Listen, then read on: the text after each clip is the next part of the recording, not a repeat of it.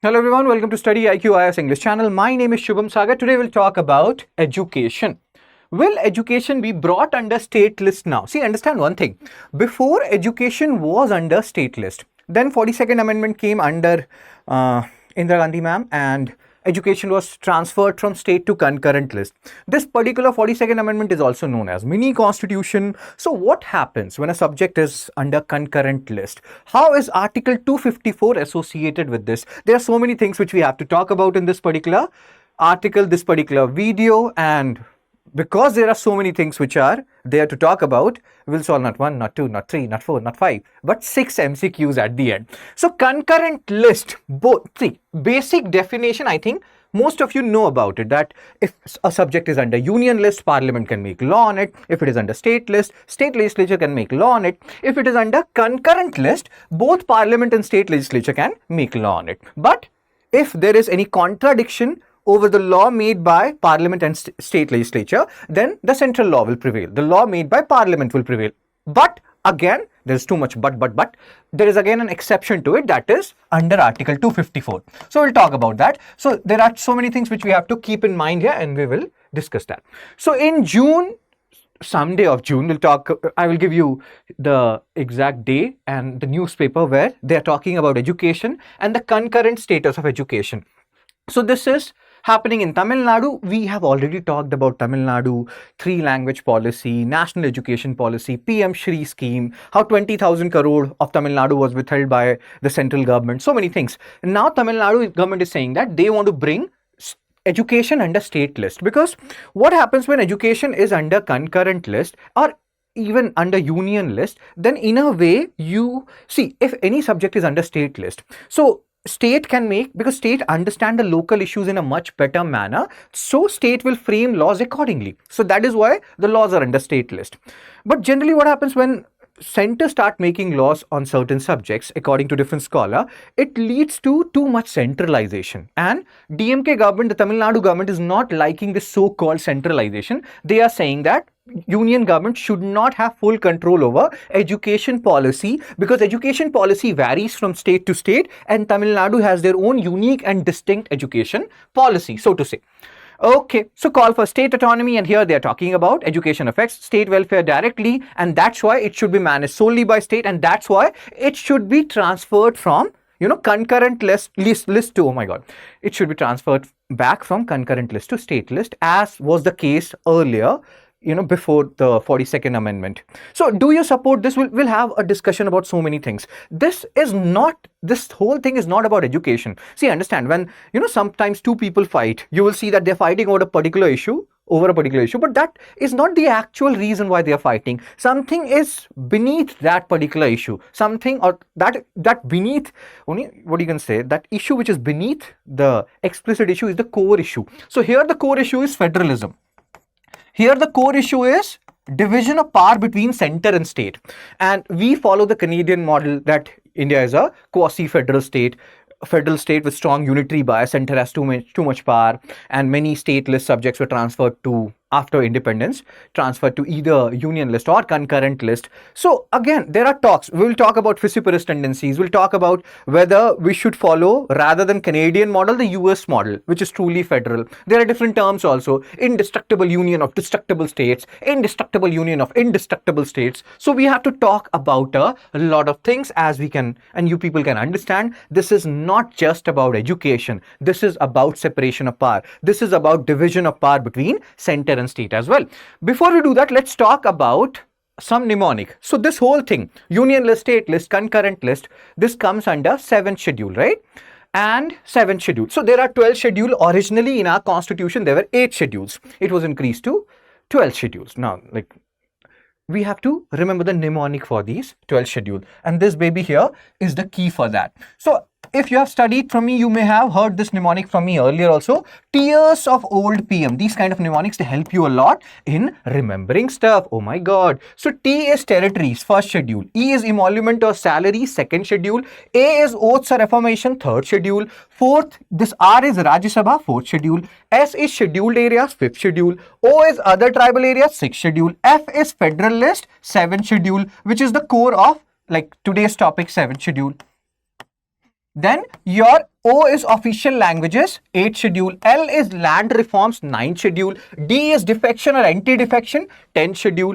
P is panchayat or municipal, means panchayats, 11th schedule. M is municipalities, 12th schedule. So do remember tiers of old PM. That will help you in remembering the 12th schedule. And the core topic of today is 7th schedule.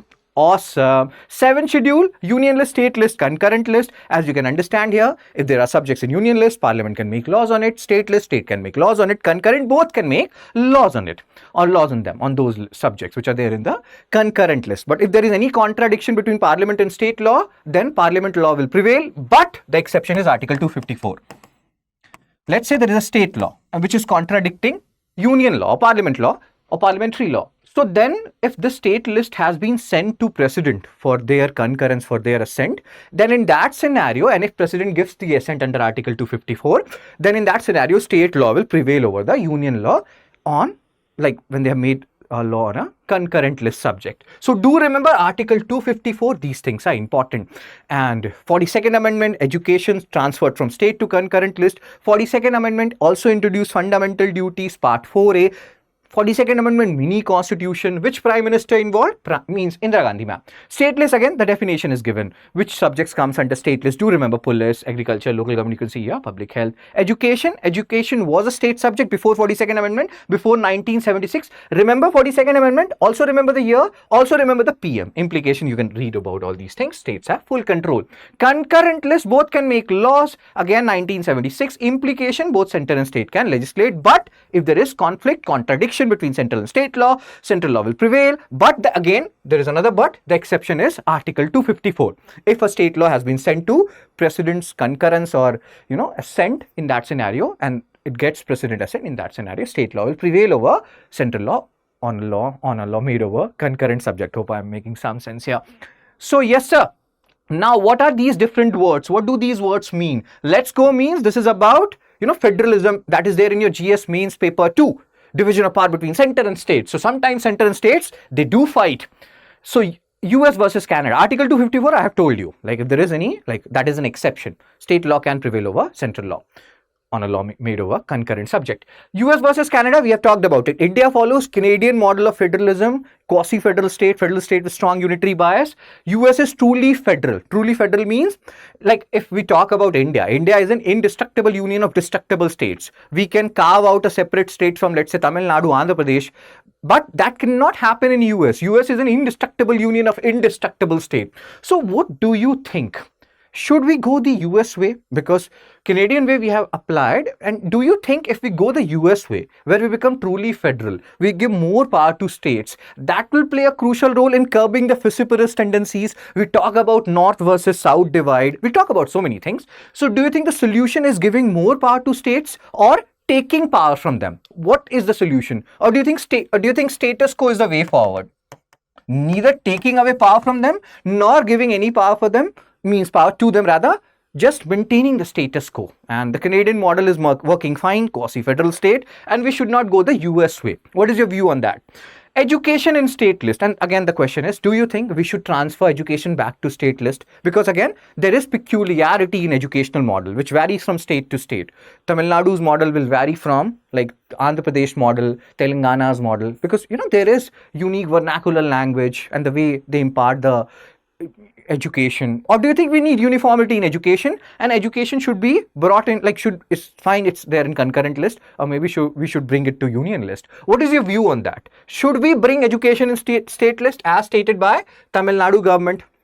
Cool, sir. So we had discussion, like we talked about the major issue. Now you will solve 6 MCQs. This is the article, June 2, 2025, Hindu. DMK will work towards bringing education under the state list. You people are the survey sarva. Survey sarva means whatever you will say in the comment section. Let's say I get 100 comments, 1000 comments, and those comments many people see. Believe it or not, many people see this. These videos go a long way. So if you believe no, education should come under state list, you can post it in the comment section. I have asked you a lot of questions. Now, let's see some MCQs.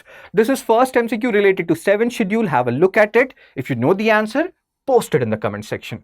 MCQ 2. And again related to Constitutional Amendment Act, which transferred education from state to concurrent list.